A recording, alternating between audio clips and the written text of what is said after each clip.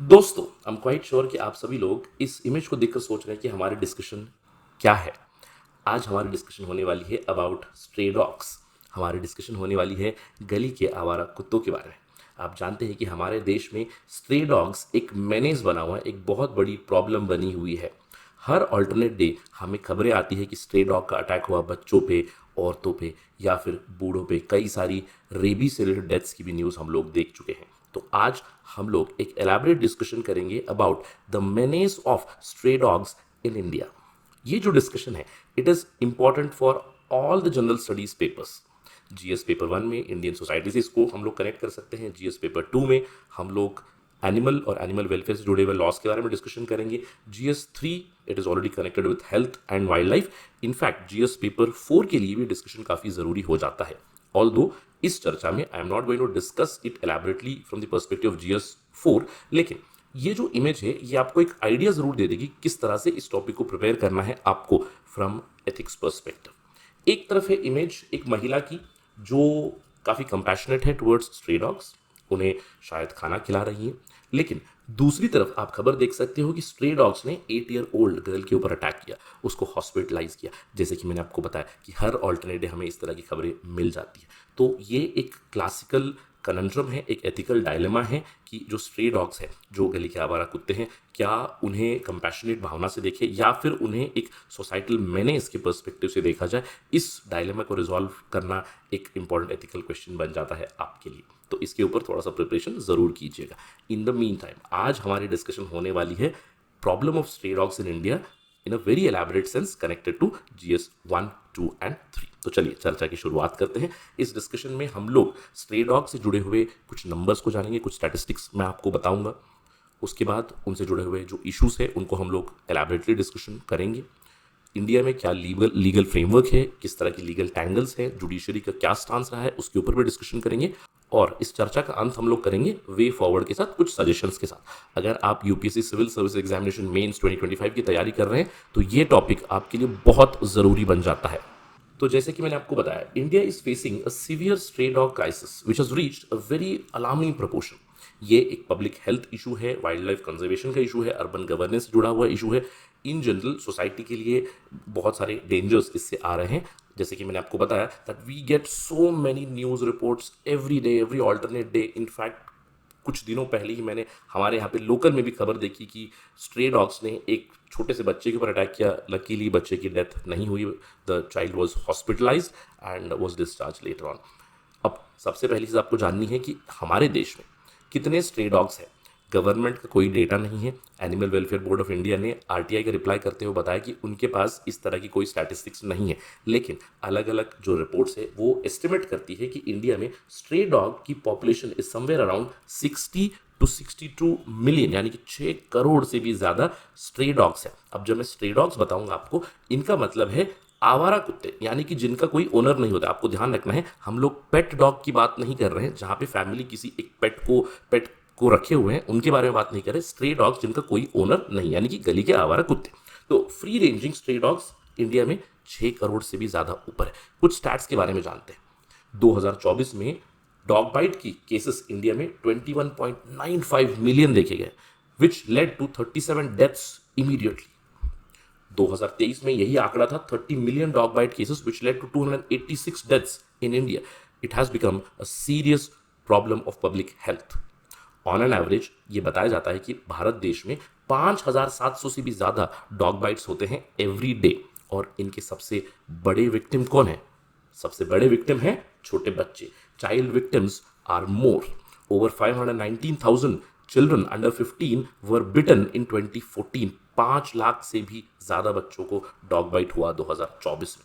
इसका मतलब क्या है कि हर घंटे में 60 बच्चे शिकार होते हैं इन डॉग बाइट्स का।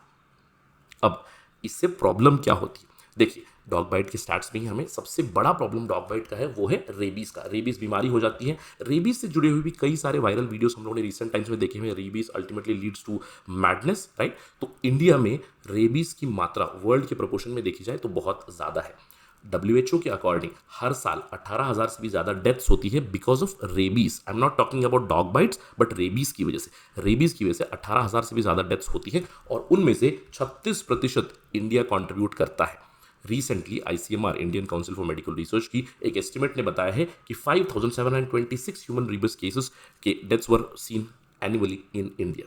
और आपको ये भी ध्यान रखना है कि रेबीज सबसे ज्यादा डॉग बाइट की वजह से ही होता है। Of course 96% of the cases of rabies infection are caused by dog bites. लेकिन MCQ के पर्सपेक्टिव से एक और चीज आपको नोट करनी है। अगर एक स्टेटमेंट आ जाए कि rabies is caused only because of dog bite, ये एक गलत स्टेटमेंट होगा। डॉग बाइट से तो होता ही है, लेकिन रैकून हो जाए, स्कंक्स हो जाए या फिर फॉक्सेस हो जाए, वो भी रेबीज को ट्रांसमिट कर सकते हैं। उनकी बाइट से भी रेबीज हो सकता है। तो एक बहुत बड़ा प्रॉब्लम, एक बहुत बड़ा मेनेस बना हुआ है हमारे देश में, dog bytes and the problem of stray dogs. अब सवाल उठता है, सर अगर स्ट्रे डॉग्स है, डॉग मेनेस हो रहा है, तो उससे इश्यूज क्या है? अब मोटा मोटी कॉमन सेंस से हम लोग कई सारे इश्यूज को डिसाइफर कर सकते हैं, जैसे कि डिसीजेस स्प्रेड हो सकते हैं, जैसे कि रेबीज, और दूसरे क्या इश्यूज हो सकते हैं। मैं इन इश्यूज को 5 डायमेंशन से डिस्कस करने वाला, जैसे कि disease transmission, burden on health care, economic loss, psychological impact and ecological impact. ध्यान रखना है, will be discussing from multiple dimensions. सबसे पहले डिसीज ट्रांसमिशन, ये मुझे आपको ज्यादा बताने की जरूरत नहीं है। India is already known as rabies capital of India with 18,000 और 20,000 annual deaths in the world. उसमें से 36% इंडिया कंट्रीब्यूट करता है। इसके अलावा जितने ज़्यादा हमारे पास स्ट्रे डॉग्स है, उतना ही ज़्यादा वेस्ट भी प्रोड्यूस होगा। वेस्ट कंटेमिनेशन की वजह से भी बहुत सारी बीमारियां फैलती है। जैसे कि मैंने आपको बताया, 6 करोड़ से भी ज़्यादा फ्री रोमिंग डॉग्स हैं, और उन डॉग्स का जो फीसिस होता है, जो डॉग्स वेस्ट छोड़ते हैं, वो डेली का 30,000 टन वेस्ट होता है, which is pathogen led, right. यानी कि उसके अंदर ढेर सारे पैथोजन से, ढेर सारे बैक्टीरिया से, वायरस से, जिसकी वजह से बीमारियां और भी फैलती है। इसके अलावा डॉग्स की वजह से वाटर पोल्यूशन की भी बहुत ज़्यादा प्रॉब्लम होती है। ये कहा जाता है कि अगर 100 डॉग्स का वेस्ट 2 से 3 दिनों में 30 किलोमीटर की रेंज तक वाटर बॉडीज को कंटामिनेट कर सकता है, और अगर ये वाटर ह्यूमंस कंज्यूम करें तो उससे भी बीमारियां हो जाती है। तो सबसे पहला प्रॉब्लम है disease transmission, which is very well known. लेकिन एक और इशू होता है हेल्थ केयर बर्डन का। अब आप जानते हैं कि डॉग बाइट हो जाए तो इमीडिएटली आपको इंजेक्शन लेना है या फिर शॉट्स लेने, करेक्ट। अब जब भी मैं मेरे फोक से बात करता हूँ, जैसे मेरे डैड हो, मेरी मॉम हो, वो कहते थे कि पुराने ज़माने में जब डॉग बाइट होता था तो 14 इंजेक्शन लेने पड़ते थे। आज भी 2 से 6 शॉट्स तो लेने पड़ते हैं। अब 2023 में ही ये बताया गया कि वैक्सीनेशन का कॉस्ट था, या फिर वैक्सीनेशन की जो कॉस्ट है, 46.5 lakh anti rabies shot administer किए गए। This adds to the cost.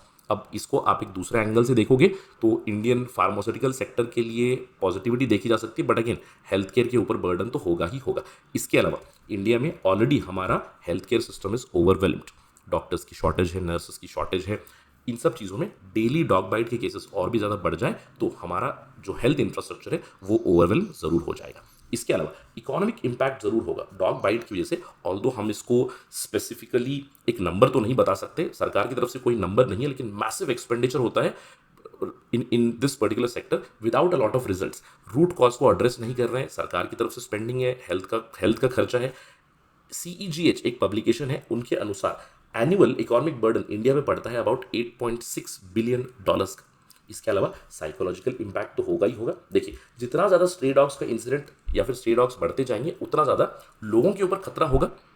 उदाहरण के तौर पे रिसेंटली मैंने देखा कि एक स्कूल की बच्ची थी मेरे घर के सामने ही, वो रोड क्रॉस करना चाहती थी। वहाँ पे 3 स्ट्रे डॉग्स थे, तो वो डर रही थी रोड क्रॉस करने से। इनफैक्ट मैंने एक लाइटर नोट पे वीडियो भी देखा जहाँ पे एक लड़की उबर बुक करती है just to cross a road because there are stray dogs, right. इस तरह के इंसिडेंट्स जरूर देखे गए। तो जैसे जैसे स्ट्रे डॉग्स की पॉपुलेशन बढ़ती जाती है, people's right to free movement is somehow restricted, isn't it. इसके अलावा इकोलॉजिकल इंपैक्ट भी बहुत बड़ा है, ये कहीं ना कहीं नेग्लेक्ट हो जाता है। इस पॉइंट के ऊपर ध्यान देना है सारे के सारे UPSC सिविल सर्विसेज एस्पिरेंट्स कि stray dogs are the second largest threat to Indian wild life after habitat loss. ये कहा जाता है कि स्ट्रे डॉग अटैक की वजह से 80 वाइल्ड लाइफ स्पीशीज थ्रेटन होते हैं। प्रोटेक्टेड एरियाज जो है, जैसे कि नेशनल पार्क्स हो गए, वाइल्ड लाइफ सेंचुरीज हो गई, बायोस्फीयर रिजर्व्स हो गए, उनके अगल बगल में बहुत ज़्यादा स्ट्रे डॉग्स मिलते हैं। 48% of dog attacks they occur around the protected areas, और वो थ्रेटन्ड स्पीशीज के ऊपर भी अटैक करते हैं। Just to give you an example, Ladakh में हर साल 100 ब्लैक नेक्ड क्रेन्स आते हैं विथ 20 ब्रीडिंग पेयर्स, और यहाँ पे चांगतांग वाइल्ड लाइफ सेंचुरी के आसपास 3,500 फ्री रोमिंग स्ट्रे डॉग्स हैं। जो क्रेन के एग्स के लिए प्रे करते हैं। हिसार एरिया में, हरियाणा के हिसार एरिया में 2016 से लेकर 2020 के बीच 361 black bucks, 1641 nilgai and 29 chinkara have already been killed by dogs in areas में, या फिर उन एरियाज में जहां पे मेजर प्रेडेटर नहीं है। डॉग्स या फिर pack of dogs are becoming a menace and they are becoming predators.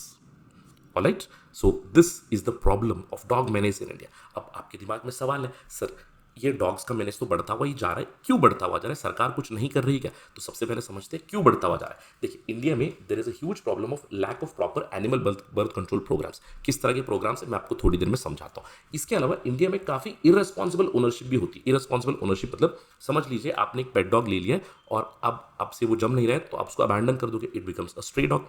इसके अलावा there is also lack of awareness about responsible pet ownership. जैसे आपने कई बार अब्रॉड में, कई बार दूसरे देशों में देखा होगा कि रेस्पॉन्सिबल पेट ओनरशिप ने, अगर समझ लीजिए पेट ने वेस्ट मटेरियल डाला हुआ है तो उसको कलेक्ट करना जिम्मेदारी बनती है। इंडिया में इस तरह की responsible pet ownership is seldom scene.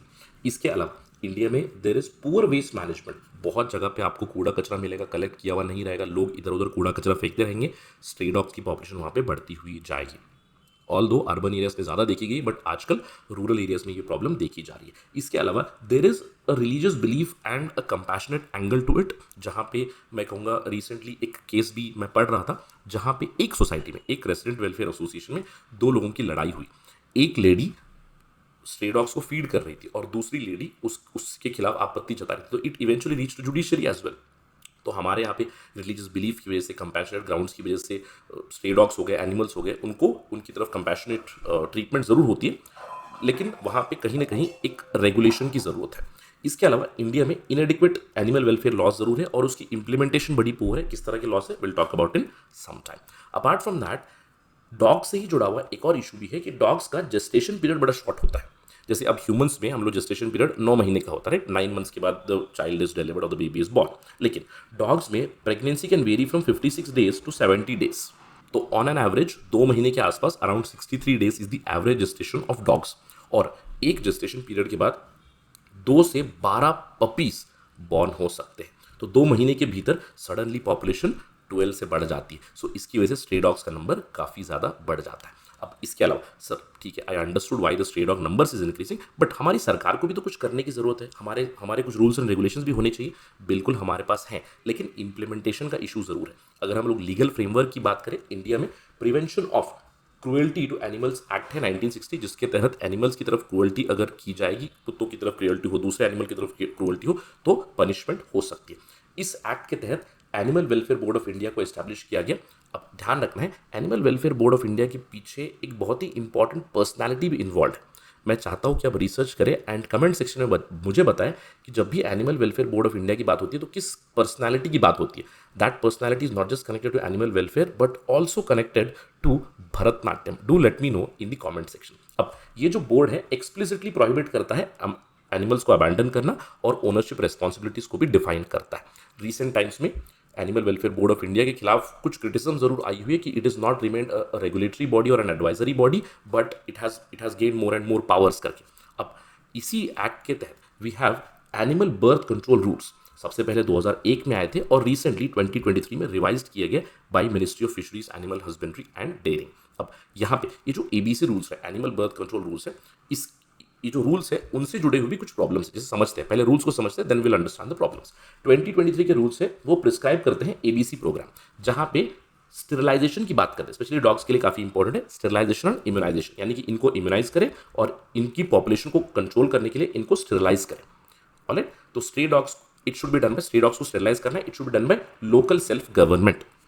लेकिन इन रूल्स में एक इंपॉर्टेंट क्लॉज है दैट जहां पे डॉग्स को आपने कैप्चर किया हुआ है, स्टेरिलाइजेशन करने के बाद उसी लोकेलिटी में उन्हें छोड़ना चाहिए, दूसरी लोकेलिटी में नहीं। This is one of the issue areas. इसके अलावा रूल्स अलाउ करते हैं यूथनेशिया को। यूथनेशिया का मतलब मर्सी किलिंग। अगर कोई बीमार कुत्ता है या फिर वुंडेड डॉग है, वो क्योर नहीं हो सकता है, तो local animal birth control monitoring committee की अनुमति के बाद उन्हें यूथनेशिया यानी कि मर्सी किलिंग भी की जा सकती है। इसके अलावा रूल्स कहते हैं कि आरडब्ल्यूए रेसिडेंट वेलफेयर एसोसिएशंस जो है वो डेजिग्नेटेड फीड स्पॉट बनाए अपने एरिया में और उसी जगह पे कुत्तों को या फिर दूसरे एनिमल्स को खाना दे। वो जगह चिल्ड्रन प्लेइंग एरिया से काफ़ी दूर होनी चाहिए, एंट्री पॉइंट से दूर होनी चाहिए, एग्जिट पॉइंट से दूर होनी चाहिए, स्टेयरकेस से दूर होनी चाहिए, जहाँ पे बच्चे हो, सीनियर सिटीजन हो, जहाँ से फ्रीक्वेंटली मूव करते हैं उनसे दूर होनी चाहिए। इसके अलावा लोकल अथॉरिटीज़ जैसे कि पंचायत हो, अर्बन लोकल बॉडीज़ हो, वो एनिमल हेल्प सेंटर्स क्रिएट करें, जहाँ पे भी डॉग बाइट से जुड़े हुए, कैट बाइट से जुड़े हुए, एनिमल बाइट से जुड़े हुए कंप्लेंट्स आए तो उन्हें रजिस्टर करें। इसके अलावा local self government must be held accountable for any violation. अगर ये रूल्स वायलेट हो जाए तो लोकल सेल्फ गवर्नमेंट की जिम्मेदारी होगी। तो हमारे यहाँ पे रूल्स एंड रेगुलेशंस भी है, लीगल फ्रेमवर्क भी है, लेकिन कुछ इश्यूज भी आ चुकी है जैसे कि लीगल टैंगल्स। अब लीगल टैंगल्स में सुप्रीम कोर्ट या फिर जुडिशरी का जिस तरह का रवैया रहा है, वहां पे रिलोकेशन ऑफ डॉग्स को अलाउ नहीं किया जाता है। अब आपको ध्यान रखना है, supreme Court in various orders has specifically prohibited relocation of dogs emphasizing the ABC rules. इसका मतलब क्या है, जहां से डॉग्स को कैप्चर किया जाएगा, स्टेरलाइज किया जाएगा, वहीं पे उन्हें वापस छोड़ना है और लोकल अथॉरिटीज डिस्क्रिशनरी पावर्स का इस्तेमाल नहीं कर सकते हैं। इस तरह के वेरियस जजमेंट्स आ चुके हैं। Supreme Court in a very famous case, Animal Welfare Board of India versus Nagaraj case, although ये स्ट्रे डॉग से जुड़ा हुआ केस नहीं है, this is the famous Jallikattu case, जहां पे सुप्रीम कोर्ट ने क्लैरिफाई किया है कि हर स्पीशीज को राइट टू लाइफ है एंड राइट टू सिक्योरिटी है। एक दूसरे केस में Animal Welfare Board of India versus People for Elimination of stray dogs case, यहां पे सुप्रीम कोर्ट ने क्लैरिफाई किया है कि municipal corporation should provide all mandatory infrastructure for implementation of the ABC rules, और इन रूल्स को इस तरह से इंप्लीमेंट करना है कि डॉग्स की तरफ कंपैशन भी रहना है और ह्यूमन बींग्स की लाइफ से फिर ह्यूमंस को थ्रेट भी नहीं होना चाहिए। तो यहाँ पे हम लोग कह सकते हैं लीगल टैंगल के बदले हम लोग कह सकते हैं कि सुप्रीम कोर्ट या फिर जुडिशरी का रवैया कुछ इस तरह से रहा है जहां पे ह्यूमन राइट्स और एनिमल राइट्स को बैलेंस करने की कोशिश की गई है। और मैं रिपीट करना चाहूंगा कि सुप्रीम कोर्ट के ऑर्डर्स आ चुके हैं कि जहां से डॉग्स को कैच किया गया है, स्टेरलाइज करना है और वहीं पे उन्हें वापस भेजना। जैसे कुछ लोगों के दिमाग में आ सकता है कि सर अगर स्ट्रे डॉग्स बहुत ज़्यादा है तो उन्हें हम लोग कैच कर सकते हैं, स्टेरलाइज कर सकते हैं, या फिर कैच करके डायरेक्टली जंगल में छोड़ सकते हैं। इस तरह की चीज़ें नहीं कर सकते। इसके अलावा in a very recent case Supreme Court ने एक बहुत ही स्ट्रिक्ट स्टांस लिया है regarding feeding to the stray dogs. Stray dogs को सुप्रीम कोर्ट ने कहा है कि feed them in your house, क्योंकि स्ट्रे डॉग्स का मेनेस काफ़ी ज़्यादा हो चुका है। तो लीगल टैंगल या फिर जुडिशरी का स्टांस रहा है वो थोड़ा सा बैलेंसिंग रहा है to balance human rights and animal rights. इसके अलावा अब आपके दिमाग में सवाल आ रहा होगा, सर लीगल फ्रेमवर्क है, लॉस बने हुए हैं, एक इंस्टीट्यूशन बना हुआ है, रूल्स बने हुए हैं, जुडिशरी प्रोटेक्टर बना हुआ है, तो इन सब चीज़ों के बावजूद हमारे यहाँ पे स्ट्रे डॉग्स का इतना ज़्यादा मेनेस क्यों है? Why do we have so much menace here? इसका एक सबसे बड़ा रीज़न है institutional failure. In fact UPSC civil services preparation में हम लोग हमेशा बात क्या करते हैं कि पॉलिसीज तो हमारे पास बहुत है, लॉस तो हमारे पास बहुत है, लेकिन उसकी इम्प्लीमेंटेशन की प्रॉब्लम है। और यहाँ पे भी कहीं ना कहीं वही इशू है। हम लोग इसको दो पहलुओं से समझेंगे। एक पहलू है जो एनिमल वेलफेयर बोर्ड का पहलू है और दूसरा है एबीसी रूल्स की इम्प्लीमेंटेशन। अब सबसे पहली चीज़, Animal Welfare Board of India ने खुद आरटीआई रिक्वेस्ट पे बताया हुआ है कि हमारे पास कोई सिस्टमैटिक रिकॉर्ड्स नहीं है। They don't have any systematic records regarding vaccination rates, rabies incidents, sterilization procedures या फिर dog bite cases। कोई reliable data नहीं है with respect to dogs।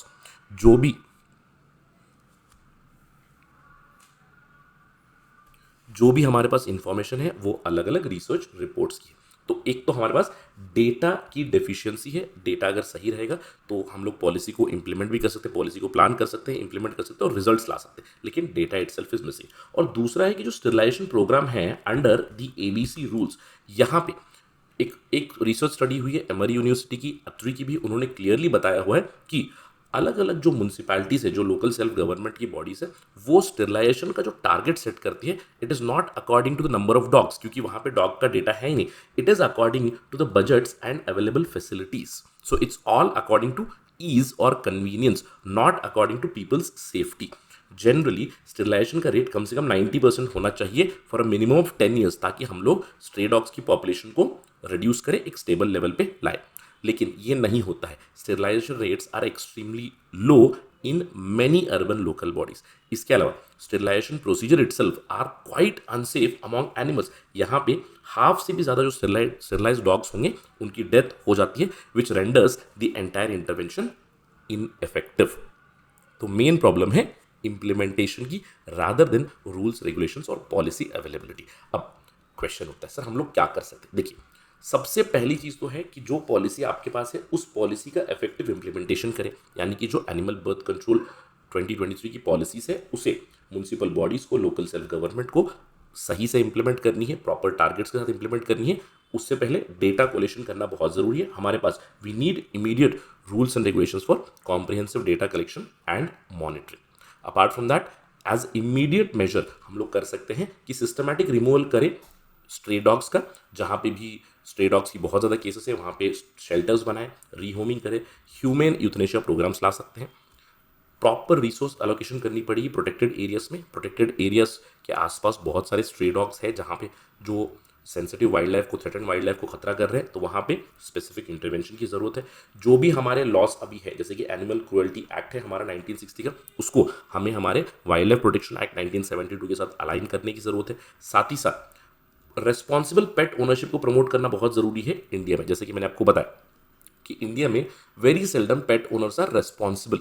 जैसे I give you an example of abroad, जहाँ पे अगर आपका पेट है, अगर आपके पेट ने वेस्ट मटेरियल छोड़ा है रोड पे, तो उसको कलेक्ट करना ओनर की रिस्पॉन्सिबिलिटी होती है। कहाँ पे फीडिंग करनी है, इस तरह की भी रूल्स एंड रेगुलेशंस होने चाहिए।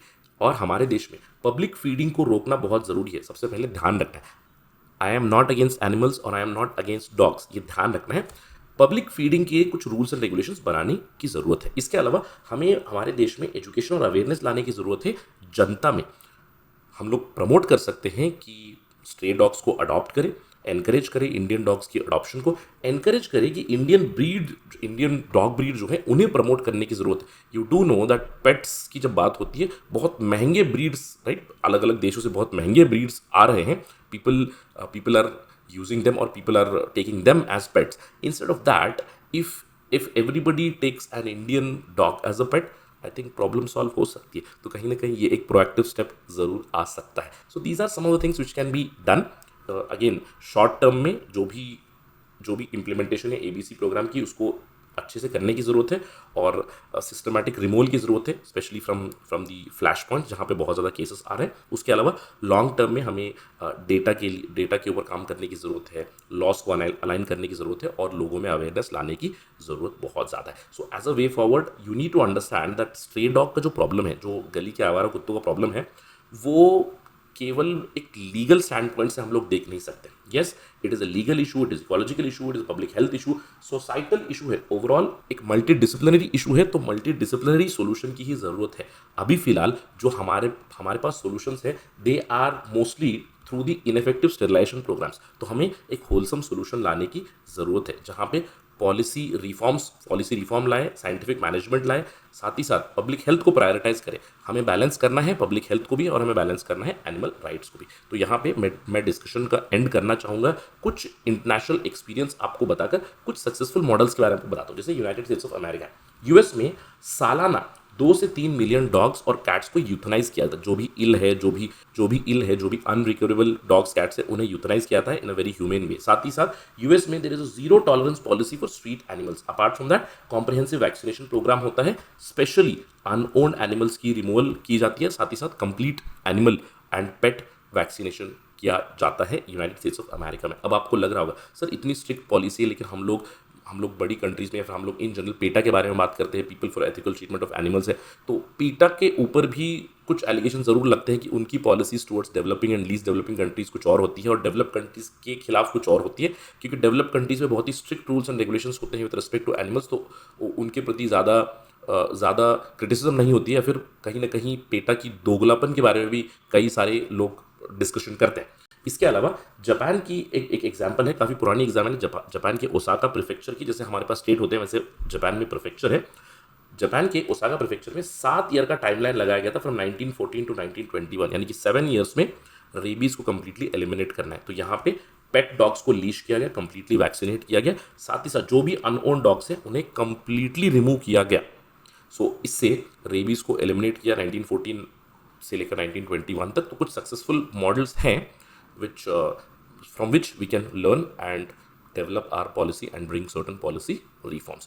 But at the end of the discussion, you do understand we need to work on the menace or the problem of stray dogs, which has become really, really rampant.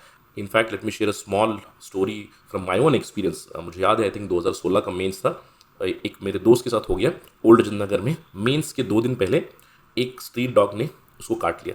So it impacted his mains a lot. तो जो भी UPSC civil services की तैयारी कर रहे हैं, please ensure that you stay safe, stay healthy and stay fit during your preparation days. All the very best for your examination. उसके साथ मैं डिस्कशन को कंक्लूड करना चाहूँगा। अगर आप मुझे फॉलो करना चाहते हो, can follow me on this particular social media I D @Rahul Sai 222। आप मुझे इंस्टाग्राम पर डायरेक्टली मैसेज कर सकते हैं। Please subscribe to this channel and like and share the videos as well. Thank you very much. जय हिंद।